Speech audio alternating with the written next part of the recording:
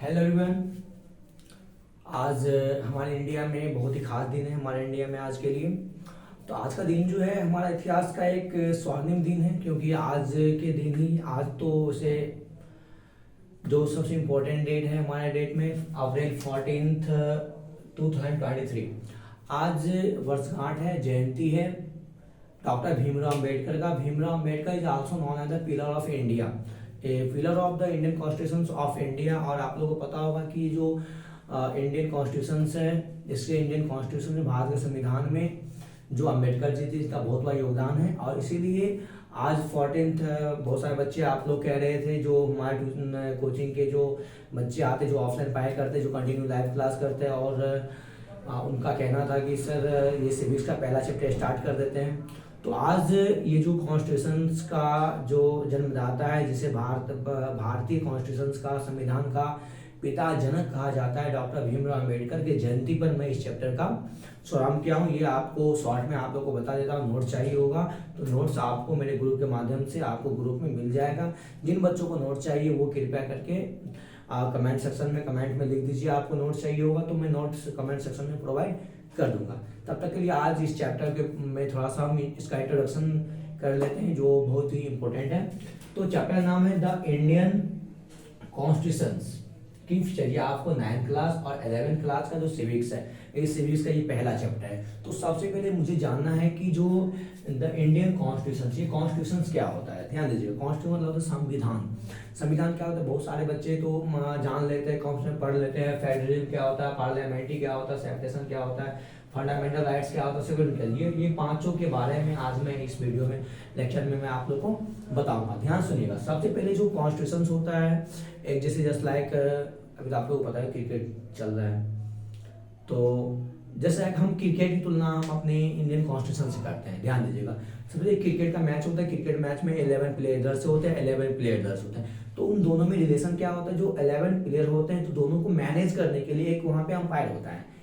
दोनों टीम के हेड जो होते हैं वो कैप्टन होते हैं, और उसे जो टीम को जो अच्छे से मैनेज करते हैं, अच्छे से बताते हैं, वो कोच होते हैं। लेकिन उसका जो मेन भूमिका होता है, वो मेन भूमिका किसको होता है, अंपायर होता है। जैसे एग्जाम्पल में एक और बन लीजिए, मान लीजिए आपको स्कूल जाना हो, तो आप एक स्टूडेंट हो, आपको स्कूल जाना है, लेकिन स्कूल में कोई टाइम टेबल रूल रेगुलेशन नहीं हट दिया जाए, तो क्या होगा, बोलेगा कि मम्मी बोलेगी बेटा पढ़ने जाओ, टाइम हो गया है, मम्मी कोई टाइम नहीं हो गया, मतलब मोनोपॉली हो जाएगा, अपने मन से हो जाएगा, जो मन होगा वो करना होगा। तो जो मन हो वो करना हो, आप अपने मन से कुछ कर रहे हो तो आपको इसमें दिक्कत नहीं है। आप अपने मन से कुछ हो तो आपको दिक्कत नहीं, you are free according to fundamental rights. हमारे इंडिया में फंडामेंटल राइट्स है, आप इसके अकॉर्डिंग आप फ्री हो, आपको जो मन है वो करो, लेकिन आपको जो मन हो इससे हर किसी को दिक्कत भी नहीं होनी चाहिए। तो संविधान क्या होता है, संविधान एक तरह का जो संविधान is the written drafting rule follow by the people. Simple से यानी कहेंगे संविधान एक लिखित दस्तावेज है, जिसके द्वारा कि जितने भी नागरिक होते हैं उस नागरिक को फॉलो करना पड़ता है कि क्या करना चाहिए क्या नहीं करना चाहिए। उसी प्रकार एक रूल रेगुलेशन के अकॉर्डिंग हमारा स्कूल चलता है। आप एक कोचिंग में पढ़ते हो तो कोचिंग में भी रूल रेगुलेशन होती है।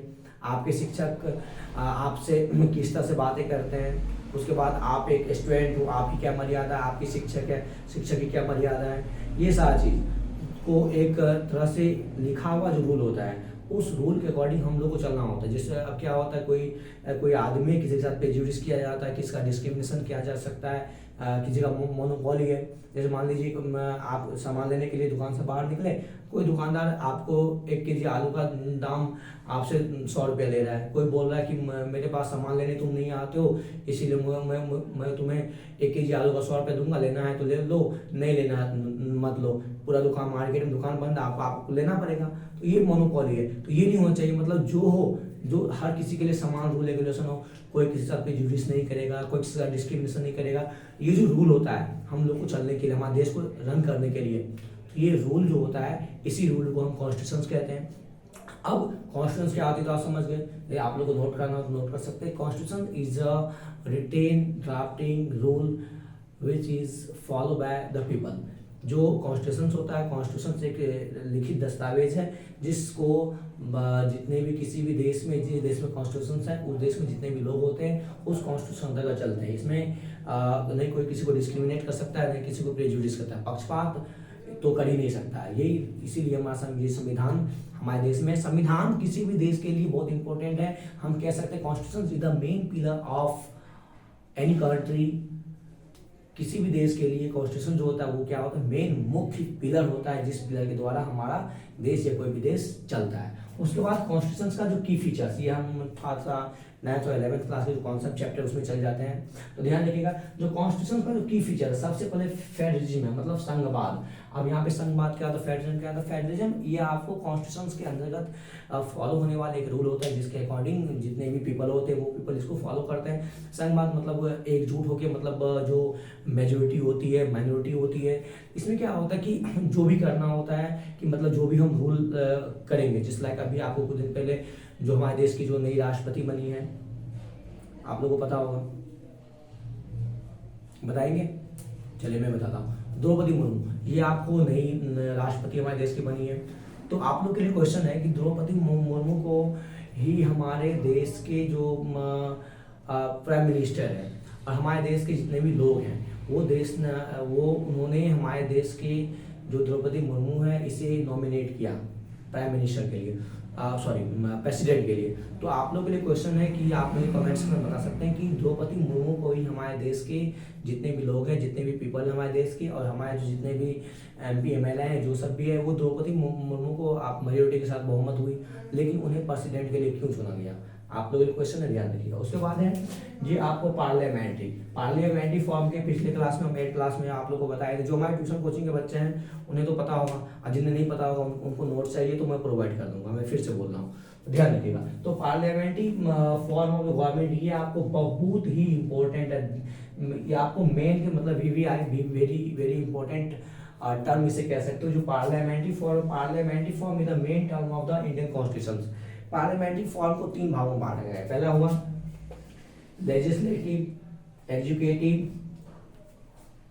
लेजिस्लेटिव हो गया, एजुकेटिव हो गया, और एक हो गया आपको जुडिशरी। ये जो तीनों फॉर्म है, जो पार्लियामेंट्री फॉर्म को 3 भागों में बांटा गया, पहला हो गया लेजिस्लेटिव, दूसरा हो गया एजुकेटिव, तीसरा हो गया जुडिशरी। अब यहाँ पे लेजिस्लेटिव जो है वो एजुकेटिव को फॉलो करेगा, एजुकेटिव जो है वो लेजिस्लेटिव फॉलो करेगा, लेकिन लेजिस्लेटिव और एजुकेटिव से ये पूरा डिफरेंट है। जुडिशरी मतलब क्या होता है, न्यायपालिका, एजुकेटिव कार्यपालिका, लेजिस्लेटिव। ध्यान रखिएगा आप लोग, मैं बार बार आप लोगों को कहता हूँ कि मैं जो भी बताता जाता हूँ और उसे आप लोग अच्छी तरह से ध्यान में रखा कीजिएगा। हमारे जो इंडियन की फीचर्स है, पहला हो गया फेडरलिज्म, दूसरा हो गया parliamentary of the government form. तो parliamentary of the government form के 3 फीचर्स हैं, legislative, executive, judiciary. Legislative, executive, judiciary, there are the 3 main form. Legislative, executive, and judiciary are the 3 main forms of the parliamentary form of government. And parliamentary form of government is a very important form of our Indian Constitution's key features.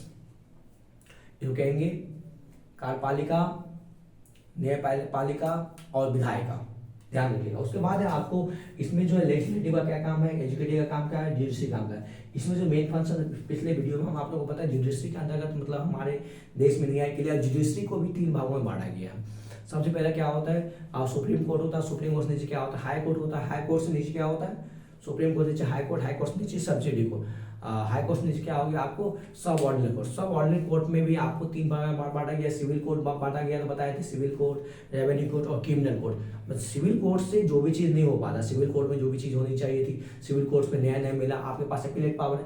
Appellate power क्या होती है भी आपको बताया था।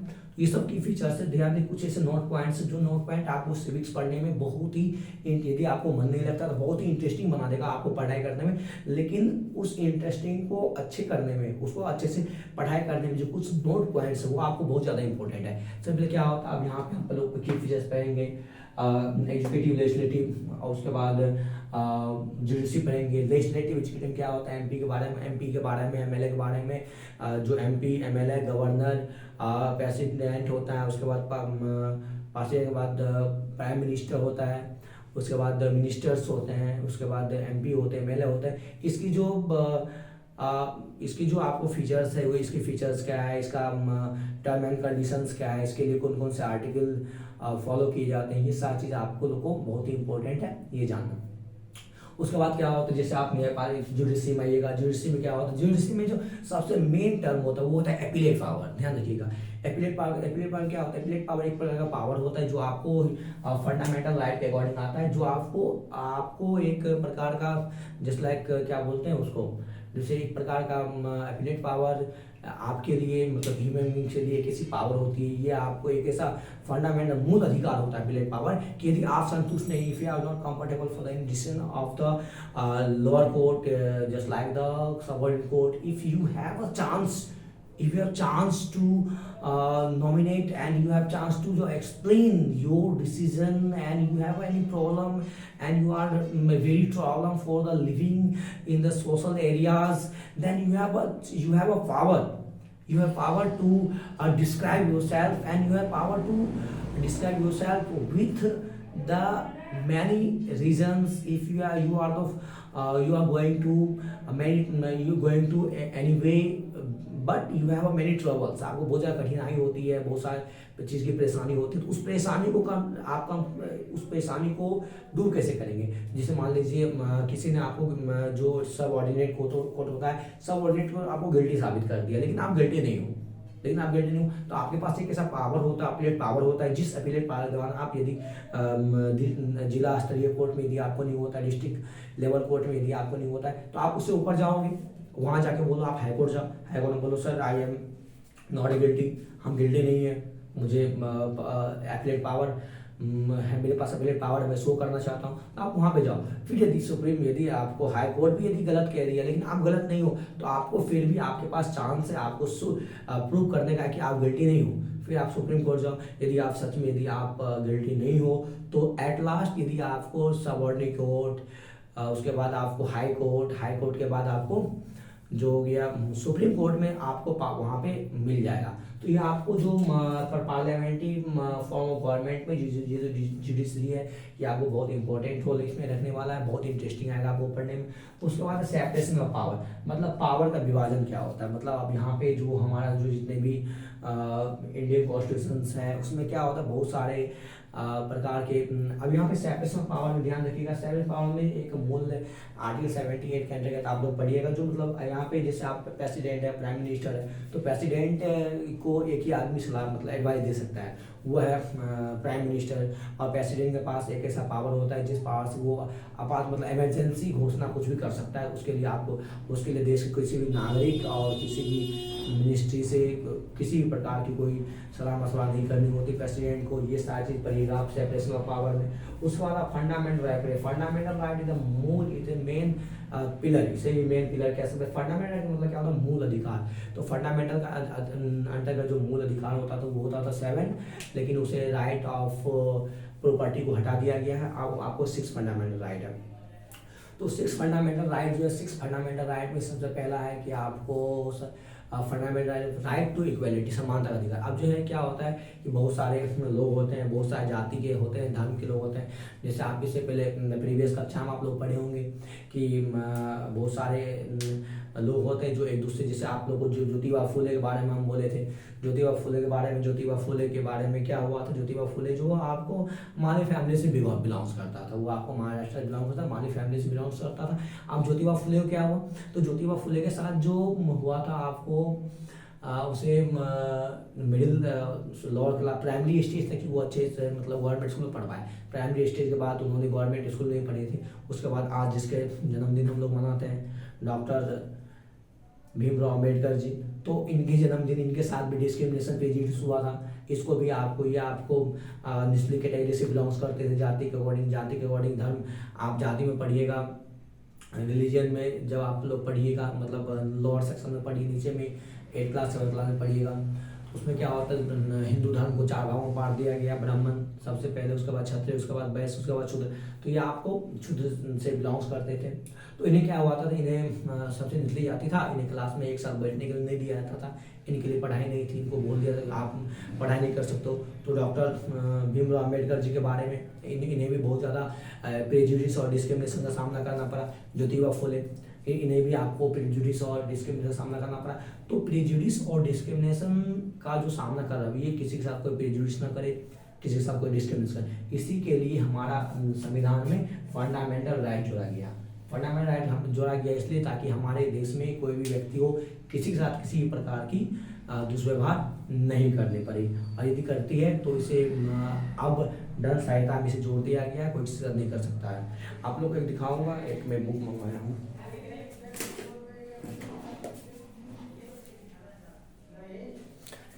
ये हमारा book है राइट ऑफ मैन। ये मैंने बुक मंगाया हूँ right of man. Right of man में बुक इसलिए मैं क्योंकि मैं पिछले क्लास में पढ़ा रहा था ज्योतिबा फुले के बारे में। तो ज्योतिबा, इस बुक को लिखा है थॉमस पेन। इस बुक को लिखा है थॉमस पेन ने इस बुक को लिखा है। और ज्योतिबा फुले ने अपने जीवन में जो उन्होंने क्रांति स्टार्ट किया था, वो क्रांति स्टार्ट करने के पीछे इस बुक का, इसके जो राइटर थॉमस पेन है, इसकी बहुत ही ज़्यादा मेन भूमिका रही है ज्योतिबा फुले के लाइफ में। जो ज्योतिबा फुले जो एक आपको समाज सुधारक बन सके, सोशल रिफॉर्मर बन सके, सोशल रिफॉर्मर बनने में इस बुक की बहुत ही ज़्यादा वैल्यू है। इस बुक को लिखा है थॉमस पेन ने। इस बुक को लिखने के बाद उन्हें जाति, धर्म, नागरिक के बारे में पता चला कि किस तरह से भेदभाव हटाई जा सकती है, लोग एक दूसरे से भेदभाव क्यों करते हैं। इसकी जो मेन कारण थी, उस मेन कारण को ज्योतिबा फुले ने जाना, और ज्योतिबा फुले जैसे इस मेन कारण को जाने तो उसके बाद समाज में एक तरह का नया सूर्योदय किए जो लोअर कास्ट के व्यक्तियों के लिए बहुत ही ज़्यादा इम्पोर्टेंट था। सेम उसी प्रकार जिस प्रकार डॉक्टर भीमराव अम्बेडकर जी ने संविधान लिखकर एक नया इतिहास कायम किया, संविधान रखने के लिए हमारे इस अंधकारमयी दुनिया में, अंधकारमयी देश भारत में एक प्रकार जो दिलाया। कोई किसी के साथ, अब आपके साथ जो विद्यार्थी पढ़ रहा है, आपके साथ जो बैठने वाला व्यक्ति, आप उससे ये नहीं पूछते हैं कि आप कौन सी जाति से बिलोंग्स करते हैं। ये सारा चीज़ इसलिए हट पाया क्योंकि ज्योतिबा फुले, भीमराव अम्बेडकर जैसे बहुत से ऐसे समाज के रिफॉर्मर, समाज के ऐसे सुधारक, समाज सुधारक बने जिस प्रकार से हमारा भारत देश आज आज़ाद है और एक नई सोच के साथ हमारा भारत देश चल रहा है। ये सारा चीज़ आप फंडामेंटल राइट में पढ़ेंगे। कोई किसी के साथ डिस्क्रिमिनेशन नहीं कर सकता, कोई किसी के साथ प्रेजुडिस नहीं कर सकता, किसी के साथ डिस्क्रिमिनेशन करने पर किस तरह का हमारे साथ सलूक किया जाएगा। ये सारा चीज़ गवर्नमेंट में संहिता में किस डिस्क्रिमिनेशन के अंतर्गत, मतलब किस प्रकार से डिस्क्रिमिनेशन करेंगे तो किस प्रकार से न्यायपालिका में दंड सहायता नियम बनी, ये सब आप पढ़िएगा फंडामेंटल राइट। उसके बाद पढ़ेंगे सेक्युलरिज्म। ये भी आपको बहुत ही ज़्यादा महत्वपूर्ण है। सेक्युलरिज्म का मतलब होता है धर्मनिरपेक्षता। अभी क्या होता है कि बहुत सारे लोग हैं, हिंदू की फेस्टिवल हो, मुस्लिम फेस्टिवल हो, सिख की फेस्टिवल हो, उसे किसी भी धर्म से कोई मतलब नहीं रह सकता। मतलब धर्म सेक्युलरिज्म का मतलब क्या हुआ कि कोई भी किसी व्यक्ति के धर्म में किसी प्रकार की भेदभाव नहीं करेगा।